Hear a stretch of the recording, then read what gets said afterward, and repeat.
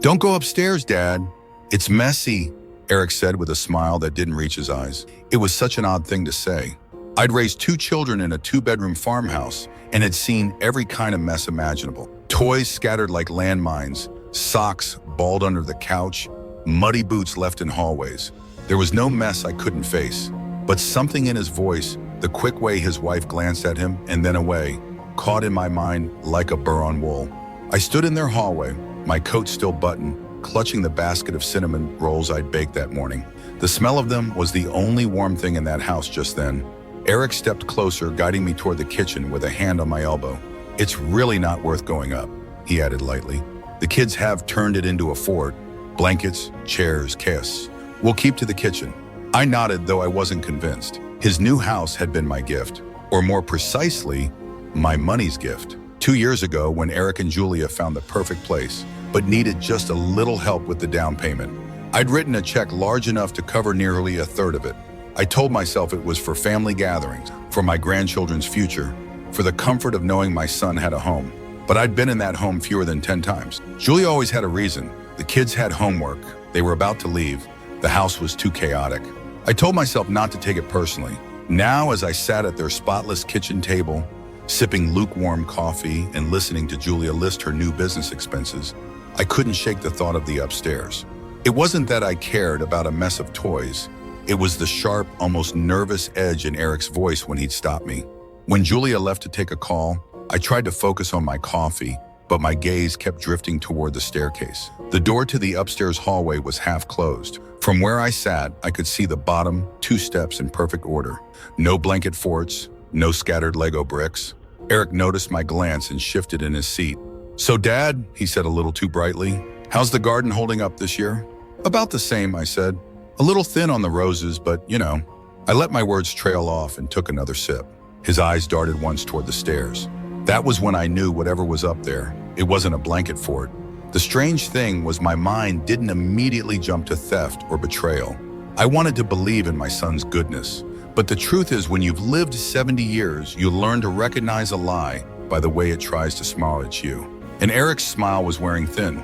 The conversation limped along after that, as if both of us were walking on a frozen pond, afraid of the cracks we could hear beneath our feet. Julia returned, her phone pressed to her ear, whispering something sharp, and hurried to whoever was on the other end.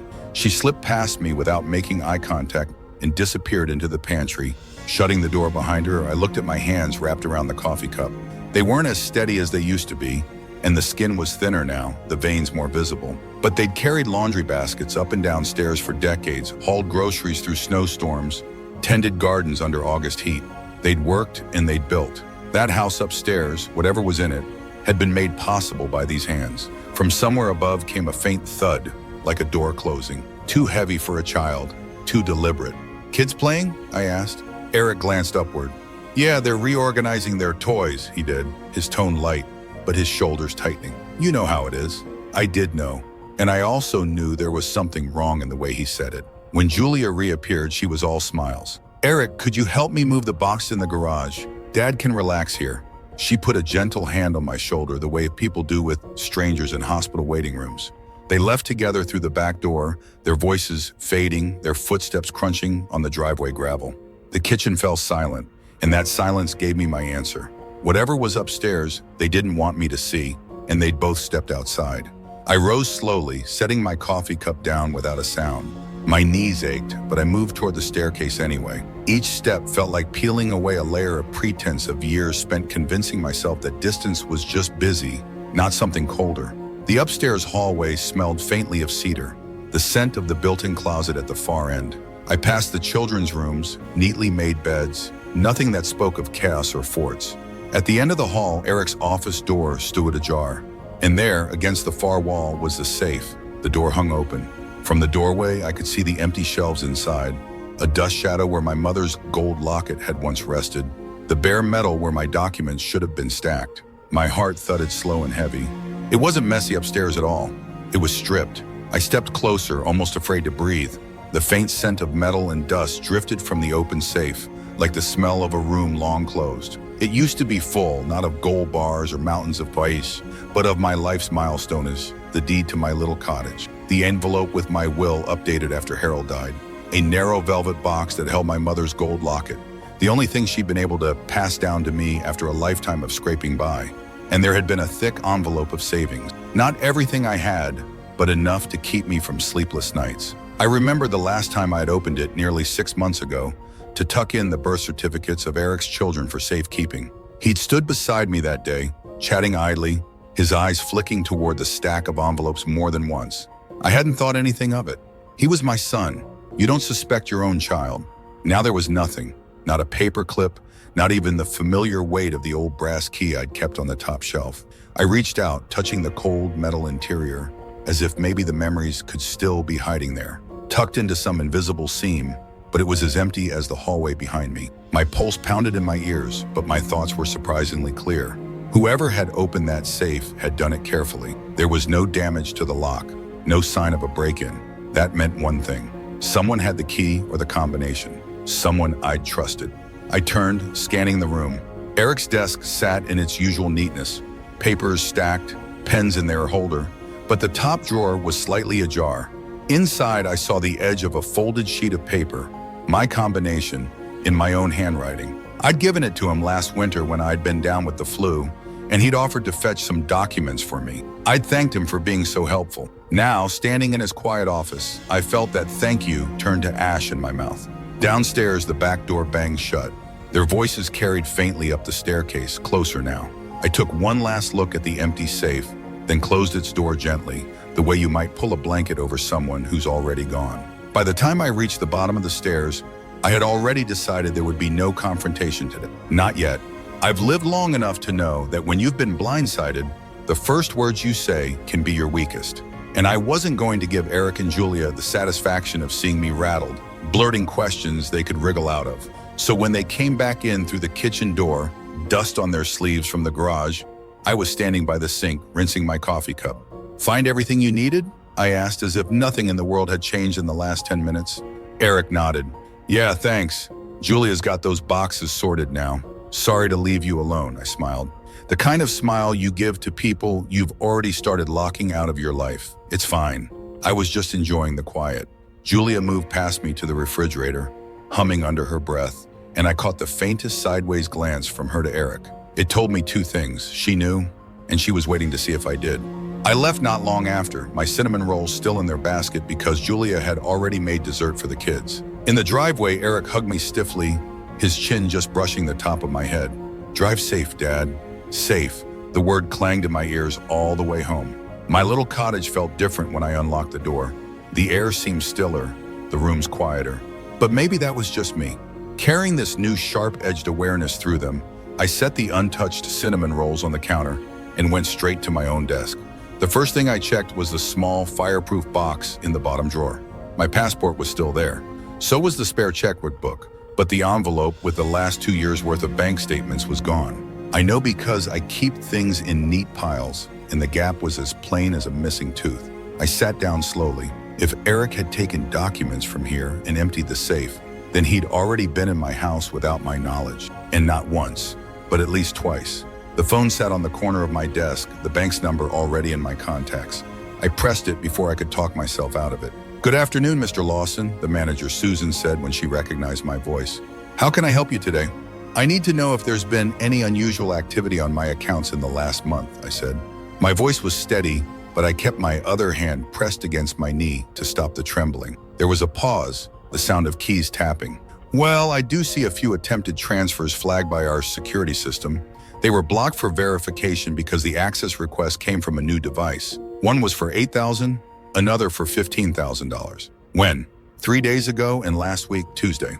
I let out a slow breath. 3 days ago, Eric had come by just to drop off some soup because Julia thought I'd sounded tired on the phone. Last Tuesday, he'd borrowed my car to save me the trouble of driving to my medical appointment. "Mr. Lawson," Susan said gently, "would you like me to put a temporary freeze on your account until we can meet in person?" "Yes," I said without hesitation. "Freeze everything, and I want to revoke the power of attorney my son has on file effective immediately." Another pause, of course. "I'll start that process now, but you'll need to come in to sign documents for the permanent change. I'll be there when you open tomorrow." After we hung up, I sat there for a long time looking at my hands again. They just made one of the hardest phone calls of my life. Harder than telling people Harold was gone. Harder than signing the papers to sell the family farm. Because this time I was choosing to close a door on my own child. The late afternoon light is slanted across the room, catching the photo of Eric at 6 years old, missing his front teeth, grinning up at the camera while holding a frog in both hands. I remember drying that frog with one of my good tea towels because he'd insisted it was cold and it needed a blanket. I felt the sting behind my eyes, but I didn't let the tears fall. That little boy was gone. The man who'd replaced him had looked me in the eye today and told me not to go upstairs. And I had, and found my safe as empty as the space where trust should have been. I stood locking the fireproof box and sliding the key into my pocket. Tonight, I would make lists of accounts, assets, documents, and anything else that still belonged to me. And tomorrow morning, I'd start making sure it stayed that way. I barely slept that night. Not from the usual aches in my hips or the creak of the old house in the wind, but from the rhythm of my own thoughts. Steady, relentless, like a clock ticking down to morning. By 6, I was dressed and ready, my handbag packed with every form of identification I own. I'd also tucked in the small spiral notebook I'd kept for years where I'd written down major expenses.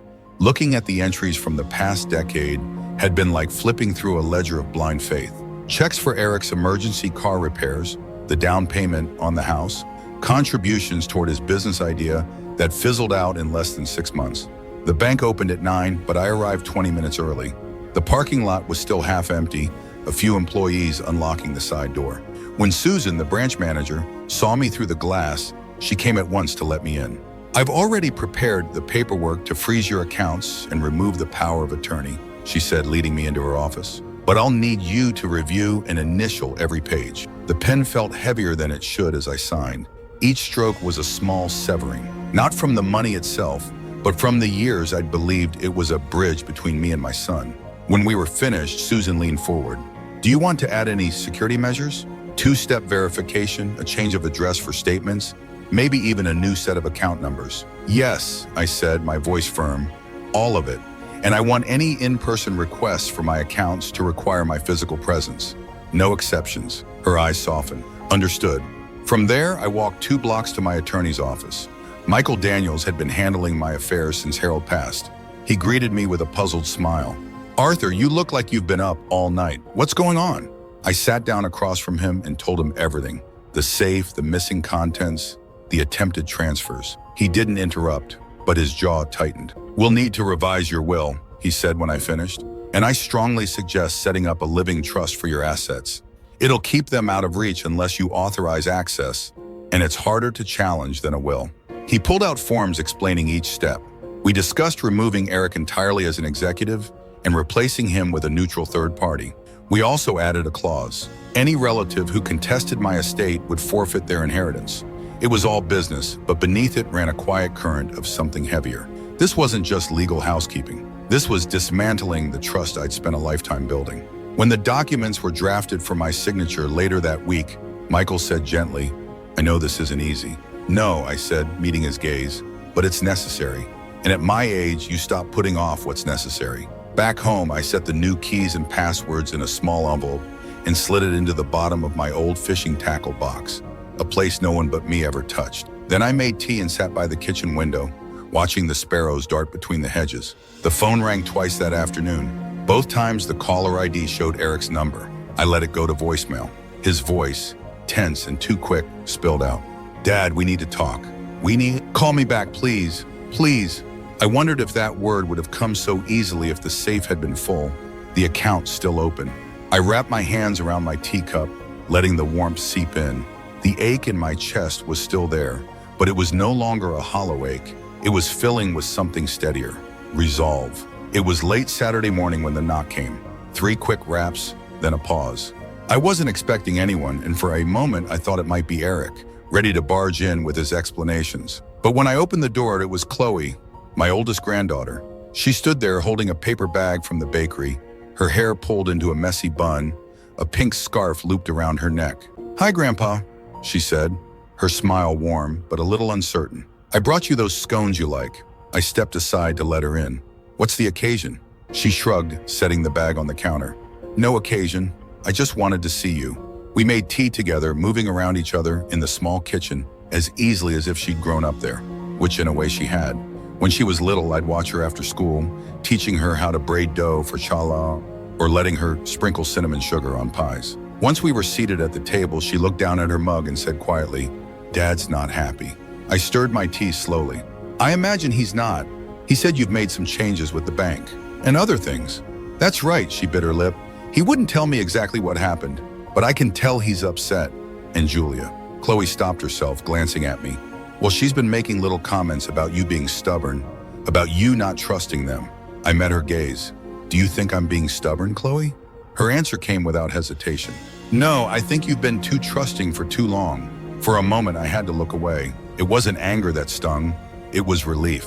Someone in that house saw me clearly. "I don't know the details," she went on, "and you don't have to tell me, but I just wanted you to know I'm on your side.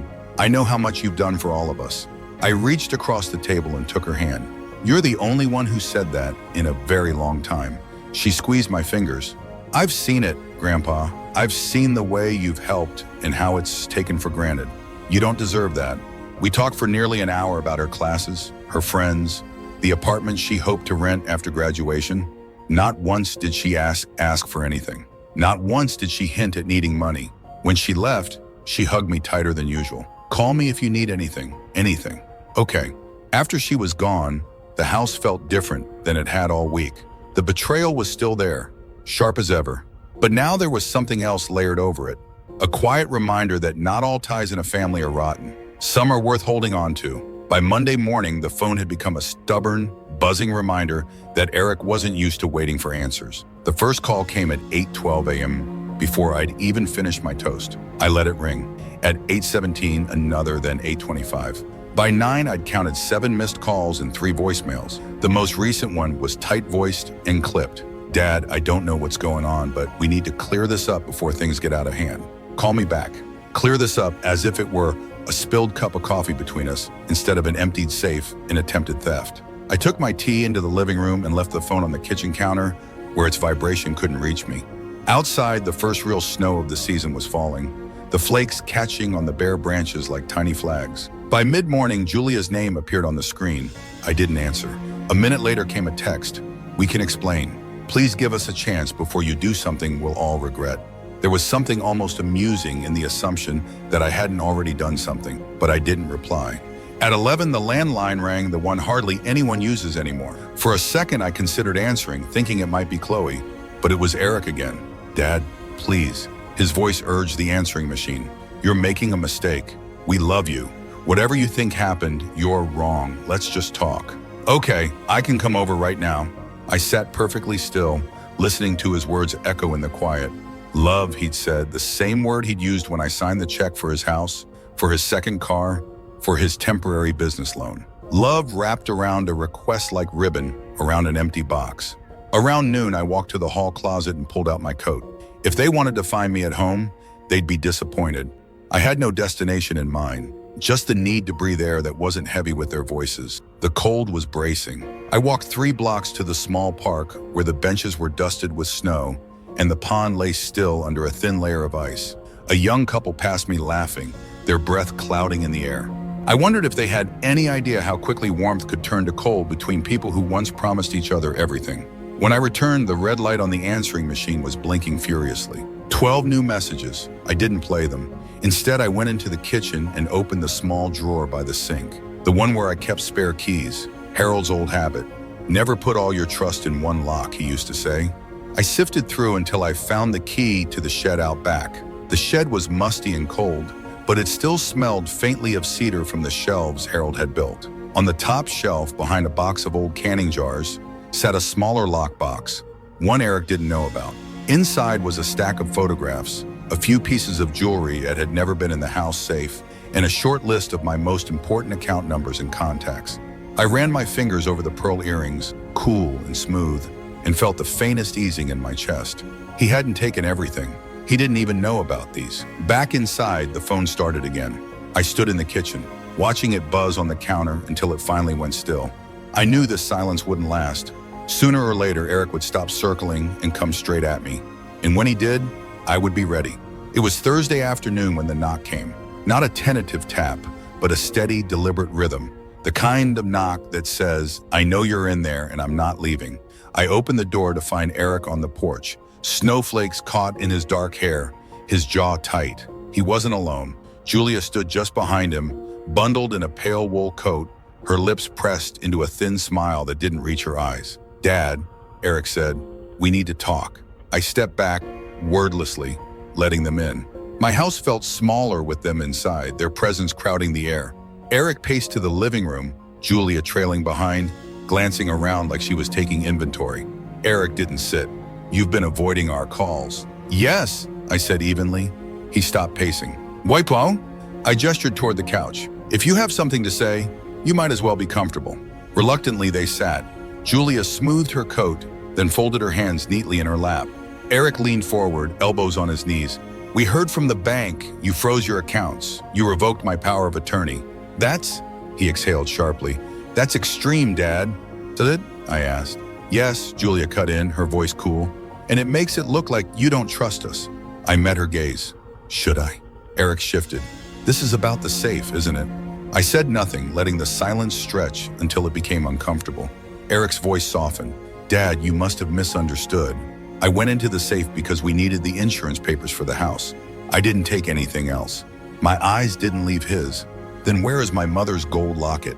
He blinked. I don't know. Maybe you moved them in the bank statements from my desk. His jaw tightened. You're remembering wrong. Julia leaned forward, her tone suddenly syrupy. Arthur, stress can make us forget things. Maybe you misplaced them. Let's not turn this into something ugly over a misunderstanding. I let out a breath, slow and steady. A misunderstanding is when someone forgets to bring milk home. This is theft. Eric's voice rose. We're your family. We've always looked out for you. I gave a short, humorless laugh.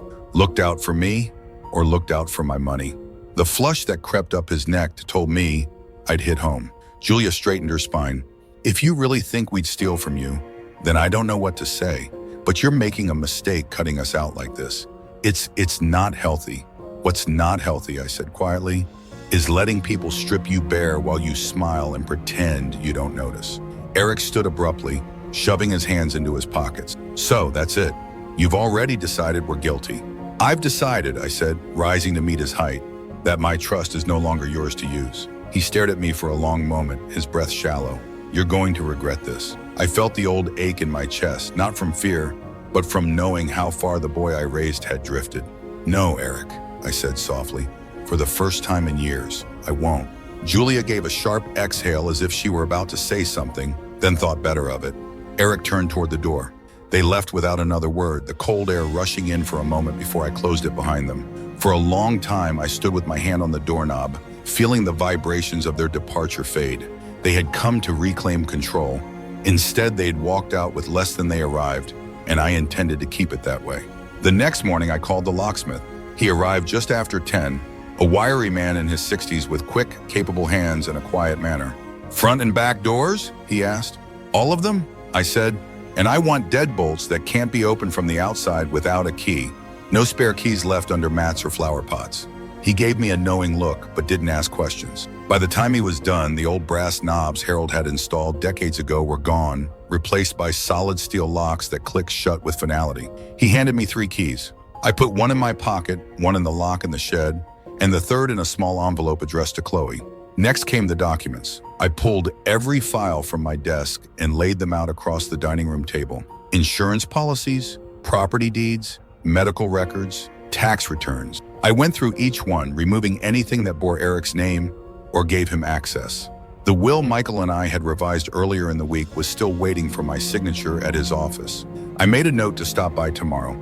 For now, I drafted a letter sealed and dated, stating clearly that Eric Lawson was to have no control over my finances, property, or medical decisions. I placed it with the rest of my important papers. In the early afternoon, I phoned my homeowner's insurance provider. Add a security rider, I told them, and note that no one is authorized to access my property without my written consent. They asked if something had happened. I gave them the simplest answer, just taking precautions. When I hung up, I walked through the house slowly, room by room. It felt different already, not because of the locks or the papers, but because I'd drawn a line and put myself on the right side of it. In the living room, I paused in front of the old oak cabinet where Harold used to keep his ledgers. On the top shelf was a shoebox full of photographs. Eric in overalls holding his first fishing rod. Eric at 16 proudly showing me the driver's license he'd just earned. Eric on his wedding day, his arm tight around Julia's waist. I closed the box gently. The boy in those pictures wasn't the man who'd stood in my living room yesterday, and I couldn't spend the rest of my life trying to bring him back. Just before dusk, my phone buzzed with a text from Chloe. "Dad's furious. Says you've locked him out of your life. Do you want me to come over?" "Not tonight," I replied. "But soon, I'm all right." The truth was, I was more than all right. For the first time in years, I didn't feel like a guest in my own home. I made myself a cup of tea and carried it to the kitchen window. Outside, the snow had stopped, leaving a thin, clean layer over the yard. No footprints, no tracks. It struck me then. This was how I wanted my life to look from here on. Quiet, intact, untouched by anyone who thought my trust was theirs to take. I sipped slowly, letting the warmth spread through me. Tomorrow I'd sign the will, and that would be the last piece of the wall I was building between myself and Eric. And once it was up, I wasn't letting him find a single crack. Sunday afternoon brought a pale winter sun and the smell of wood smoke drifting from the neighbor's chimney. I was in the middle of folding laundry when a familiar knock sounded. 2 short taps, a pause, then one more. When I opened the door, there stood Evelyn Harper, my neighbor of 30 years, with a covered plate in her hands. "Baked you an apple tart," she said. Stepping inside before I could protest made too much for just me. We'd shared 1,000 little visits like this over the years, trading pies for tomatoes, swapping recipes, sitting on each other's porches on summer nights. But today, I felt an odd relief at the sight of her, as if she were a lifeline thrown across a widening gap. I set the tart on the counter and poured us both tea. We sat in the kitchen, steam curling up between us. Evelyn studied me for a moment, then said, "You've been quiet lately. Not like you." I hesitated, then decided there was no reason to hide the truth from her. "Eric and Julia have been overstepping," I said carefully. "I had to make some changes, big ones." Her eyes narrowed. "Overstepping how?"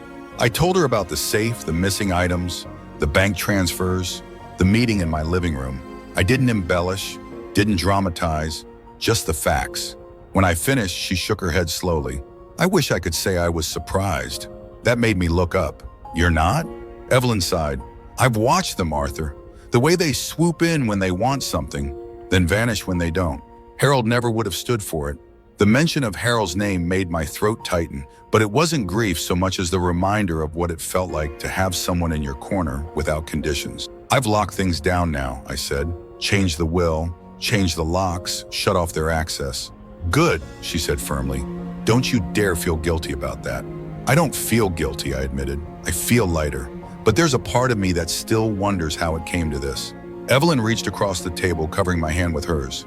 "You gave them too much trust for too long, and some people mistake trust for weakness. You're not weak, Arthur. You just didn't want to see what was right in front of you." Her words sat with me like a stone in still water, sinking deep. Settling there, we drifted to other topics after that. Her brother's hip surgery, the rumor about the hardware store changing owners, the small things that stitch a life together. But under it all, I felt a quiet current of strength, like a hand pressed firmly against my back. When Evelyn left, she hugged me a second longer than usual. "You're doing the right thing," she said. "Don't let them make you think otherwise." After she'd gone, I cut myself a slice of her tart and sat by the window. The late sunlight glinted off the snow, turning it gold in places. Across the yard, Evelyn's kitchen light came on, and I could see her moving around, busy with her own small routines. For the first time in weeks, I didn't feel completely alone in this. There were still people who saw me, not for what I could give, but for who I was. And that, I realized, was worth more than anything in that empty safe. It was just after lunch on Wednesday when I heard the sound of a car pulling into the driveway. I wasn't expecting anyone, and when I peeked through the lace curtain, I saw Chloe's little blue hatchback. She got out carrying a grocery bag, and to my surprise, a thick manila folder tucked under her arm. Her cheeks were pink from the cold, and her breath came in little clouds as she hurried to the porch. "Hi, Grandpa," she said when I opened the door. "I brought you a few things, and I need to talk to you." We set the groceries on the counter. Bread, milk, a jar of my favorite orange marmalade. I raised an eyebrow at her. "This is more than just a visit." Chloe nodded, pulling off her scarf. "You're right, I overheard something the other night. I felt my stomach tighten." "What sort of something?" She opened the folder and slid a few papers toward me. They were bank printouts, not mine, but clearly Eric's. Transfers, withdrawals, and a large pending payment flagged for review. I wasn't snooping, she said quickly. I was using Dad's laptop to print a paper for school. These popped up in the print queue, and then I heard them in the kitchen talking about you. I stayed silent, letting her go on. They were saying, you've overreacted and that you'll calm down eventually. Dad told Julia not to worry, that he'd get back in somehow. He said you wouldn't be able to manage everything without him. My jaw tightened. And what did Julia say? She laughed, Chloe said flatly. Said you were too sentimental to cut them off completely, that it's just a matter of time. I took a slow breath. It was one thing to suspect, another to hear it confirmed in your own granddaughter's voice. Chloe leaned forward. Grandpa, I think you need to change more than just the locks. You should move your valuables, all of them, somewhere they can't get to. And maybe think about a safety deposit box at the bank. I'll take you if you want. I looked at her for a long moment. She wasn't asking for anything. She wasn't trying to soften me up before a request. She was offering help with no strings attached. Why are you doing this, Chloe? I asked quietly. Her eyes softened. Because you've always been there for me, and I don't want to see you get hurt any more than you already have. For a moment, I had to turn away, busying myself with the kettle so she wouldn't see the shine in my eyes. You're a good girl, I said finally. Your parents may not like what I'm doing, but I'm not going back on it. I didn't think you would, she said, smiling faintly. But you should be ready for them to push harder. They won't just let this go. We spent the next hour going over what I still had in the house. Jewelry, old savings bonds, a few keepsakes with more sentimental than monetary value. She helped me wrap each piece in tissue and label it, ready to be moved to the bank vault.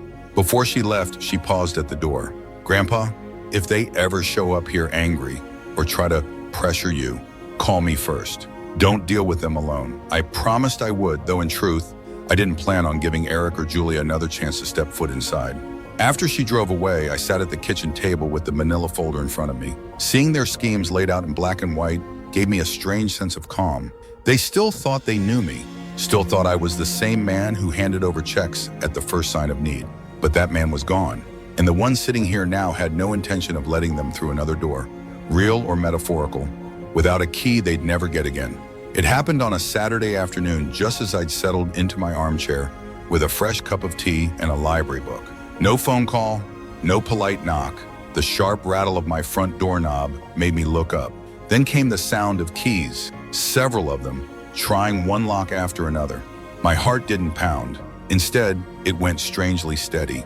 I set the teacup down, rose, and walked to the door. The moment I opened it, Eric was there, his coat unbuttoned, breath steaming in the cold. Julia stood just behind him, arms crossed, her eyes sharp. Your keys won't work anymore, I said, my voice calm. I noticed, Eric replied tightly. Why did you change the locks? I think you know why. He let out a humorless laugh. This is ridiculous. We're your family, Dad. We shouldn't be locked out of your life. Yet here you are trying to get in without my permission. I leaned against the doorframe, making no move to invite them inside. Julia stepped forward. We just came to talk face to face. This cold shoulder routine is childish. I think stealing from your own father is childish, I said evenly. And I'm done pretending otherwise. Eric's eyes flashed. You can't seriously believe. I do believe it. I believe it because I saw the empty safe with my own eyes. I believe it because the bank flagged your transfer attempts. And I believe it because I know the difference between help and exploitation, something you've long since stopped caring about. He ran a hand through his hair, his breath coming faster. So, you've made up your mind. That's it. Yes, I said simply. That's it. Julia's voice turned silky. Arthur, think about what you're doing. This will tear the family apart. People will talk. Let them, I said. I'd rather be the man who protected himself than the man who was too afraid of gossip to act. Eric took a step closer, lowering his voice as if that might make it more persuasive. We can fix this. Give me the power of attorney back and I'll make sure everything is handled properly. No more mistakes. I shook my head. No more access. The wind picked up, sending a swirl of snow across the porch. Julia pulled her coat tighter, her lips thinning. You'll regret this, Arthur. One day you'll need us, and we won't be there. Julia, I said quietly, if that day comes, it will mean I've forgotten who you are. I don't plan on doing that. For a moment, none of us spoke. The only sound was the wind and the faint creak of the porch boards under Eric's shifting weight. Finally, he muttered something I didn't catch, turned, and went down the steps. Julia followed, but not before giving me one last look, not of sadness, but of calculation. I closed the door and locked both deadbolts. My hands didn't shake. In fact, they felt steadier than they had in weeks. Back in the living room, my tea was still warm. I picked it up and returned to my chair, the book still open to the page I'd left. Outside, I heard the sound of their car starting, then fading down the road. They tried to force the door today. Next time, I knew it wouldn't be the door they'd go after. But whatever their next move, I was ready.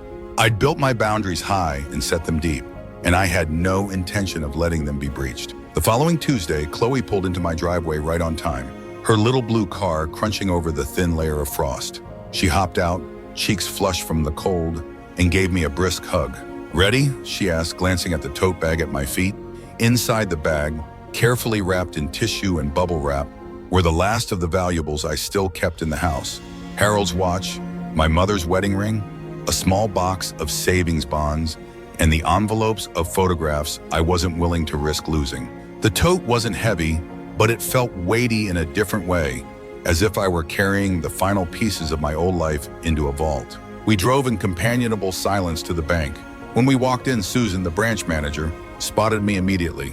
"Mr. Lawson," she said warmly, "we've got the paperwork for your safety deposit box already." She led us to the small private room where the vault was located. The steel door loomed at the far end, a solid barrier between the outside world and what would soon be mine alone.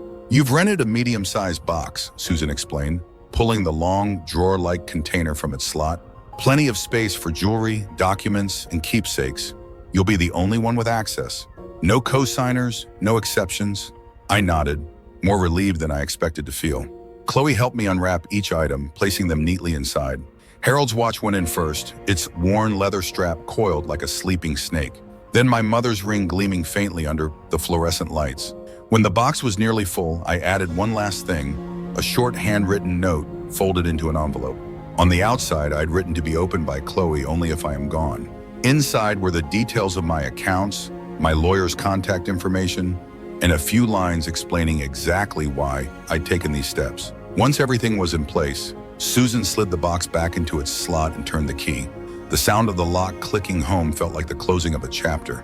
Back in the car, Chloe glanced over at me. "Feel better?" I exhaled slowly. "Safer. That's the word." She smiled faintly. "You know, they're going to hate this." "I know," I said.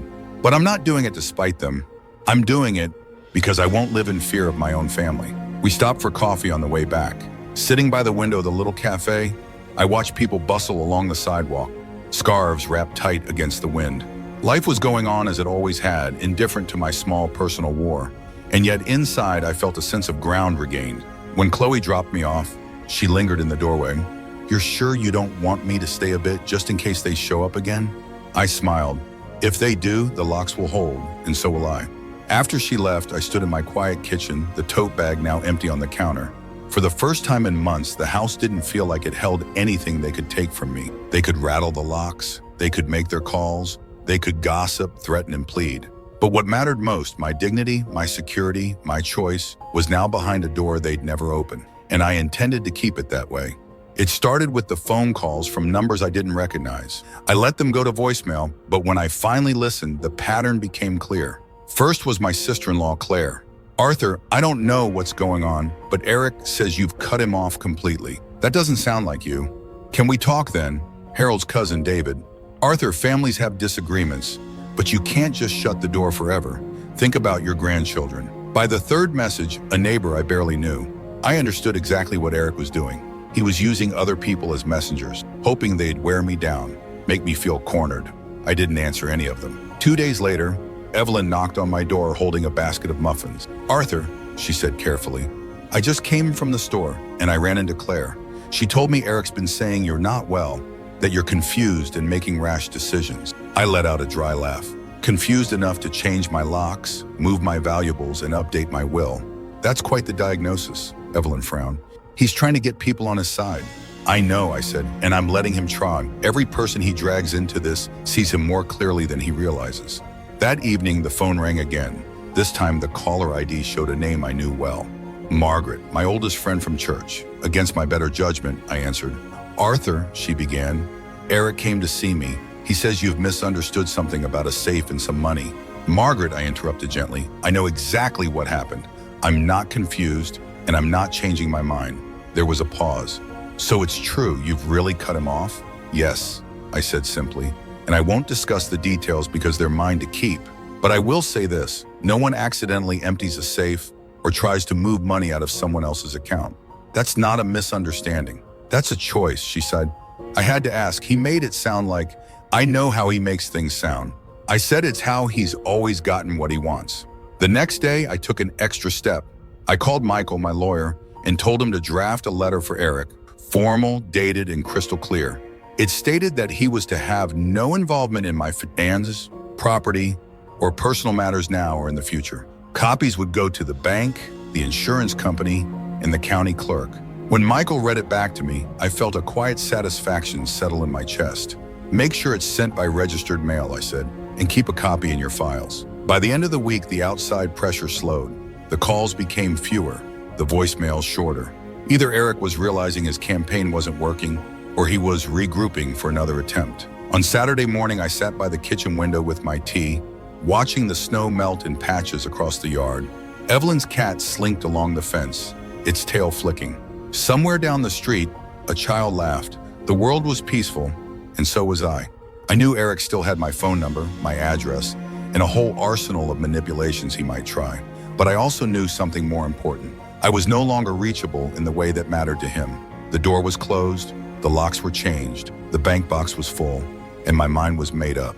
If he wanted a father who could be persuaded, guilted, or bullied, he'd have to look elsewhere because this one was done. The first warm day of March came early that year. The snow that had covered my yard for months was melting into soft, muddy patches, and the air smelled faintly of damp earth. I opened the kitchen window for the first time since autumn, letting the fresh air move through the house. It felt like breathing differently, deeper, clearer. I spent the morning tidying cupboards, moving slowly, not because I was tired, but because I wanted to take my time. Every dish, every folded tablecloth, every photograph in its frame was mine. Mine to keep, mine to protect. No one was circling, waiting for me to leave a door unlocked. Around noon, I made tea and carried it to the back porch. The boards were still cold under my slippers, but the sun felt warm on my face. Across the yard, the lilac bushes stood bare, but I could already see the smallest hints of green pushing through. I thought about the winter I'd just come through. Not the one outside, the one inside these walls, the frost between me and my son. The chill of realizing that love isn't always enough to keep people honest. The slow, steady decision to put my safety and dignity before someone else's comfort. There had been moments in the early days when I'd questioned myself. Was I being too harsh? Would this tear the family beyond repair? But each step I'd taken, the locks, the bank, the will, the vault, had made the air a little easier to breathe. I hadn't done it out of spite. I'd done it because there comes a time when you must stand for yourself the way you once stood for everyone else. The phone was inside, sitting silent on the kitchen table. I didn't need to check it to know that the absence of Eric's number was its own kind of peace. Chloe still called, Evelyn still visited. Life went on, trimmed down to the people who showed up without an angle. In the quiet, I realized something I hadn't been able to see before. Losing what you thought you could never lose can sometimes return to you the one thing you truly need, yourself. I sipped my tea, listening to the soft drip of snow melt from the eaves. A sparrow landed on the fence, tilting its head as if to take me in. The sun warmed my shoulders. I had no illusions that Eric would suddenly change or that Julia would see herself clearly in any mirror. That wasn't mine to control. What was mine, my home, my security, my say over my own life, was now firmly in my hands, and I intended to keep it there.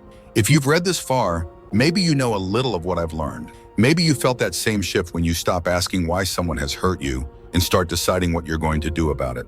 So here's what I'll tell you.